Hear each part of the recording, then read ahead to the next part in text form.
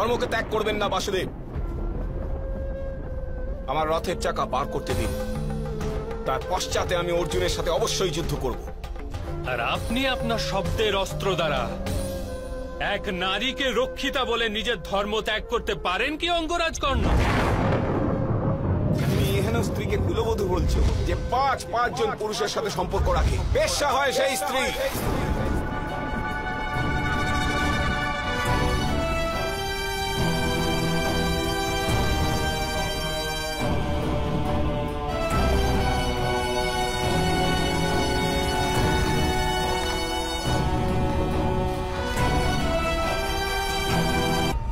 সন্ধ্যা হতে আর কিছুক্ষণ বাকি। সংকল্প গ্রহণ করার পর এক যোদ্ধার বিচলিত হওয়া শোভা দেয় না পার্থ। তীর চালাও।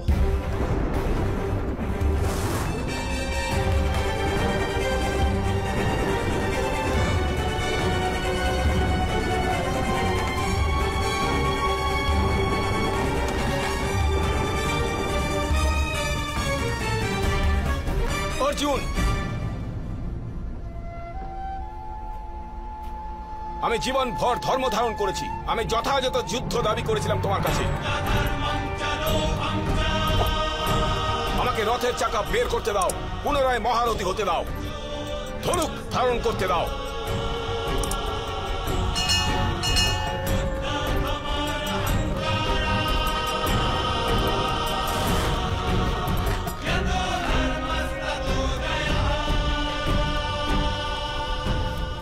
বিলম্ব করো না পার্থ, ধনুক ওঠাও।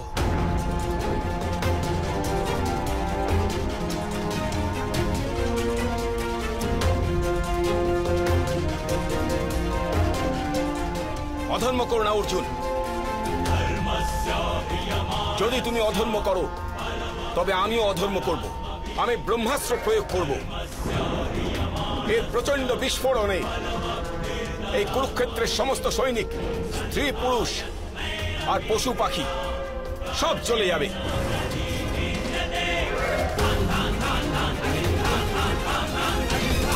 তীর চালাও।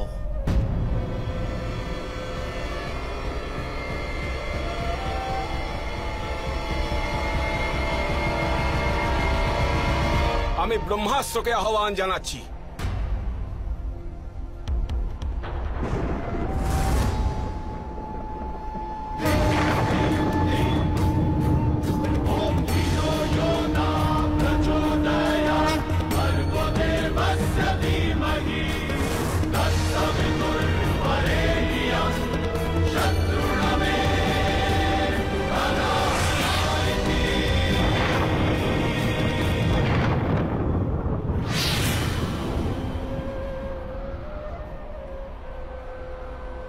অঙ্গরাজ কর্ণের নিজের বিদ্যার বিস্মরণ ঘটেছে।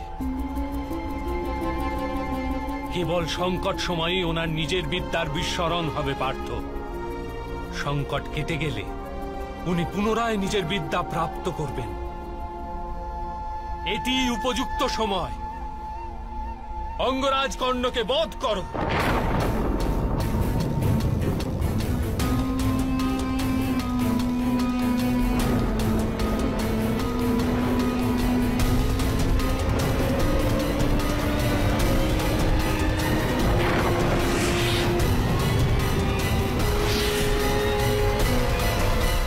দাঁড়াও অর্জুন, যদি যোদ্ধা হও, মহারথী হও তবে দাঁড়িয়ে যাও।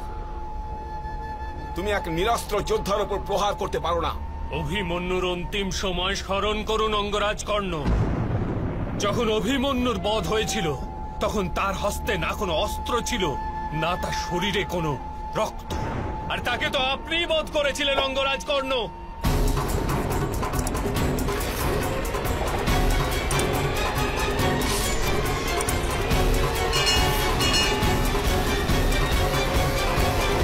অভিমন্যুকে তার পীড়া থেকে মুক্ত করার জন্য আমি তাকে বধ করেছিলাম বাসুদেব।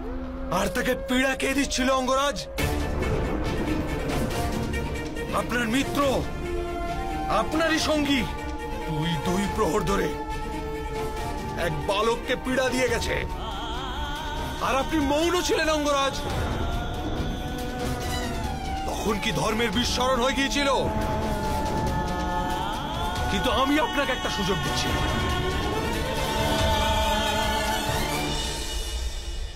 সূর্যাস্ত হতে আর 2 মুহূর্ত বাকি আছে অঙ্গরাজ। যদি এক মুহূর্তে আপনি আপনার বিদ্যা স্মরণ করতে না পারেন, তাহলে পরের মুহূর্তে আমি অঞ্জলি অস্ত্র দ্বারা আপনাকে বধ করে দেব।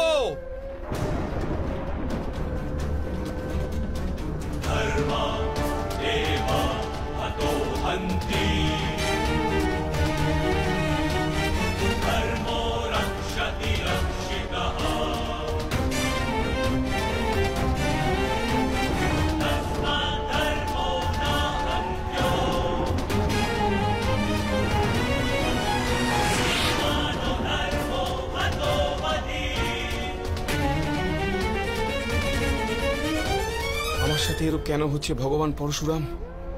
আমার বিদ্যা, আমার সাহস, আমার সামর্থ্য সব কেন চলে যাচ্ছে আমার থেকে? এরূপ কেন হচ্ছে ভগবান পরশুরাম? অঙ্গরাজ কর্ণ,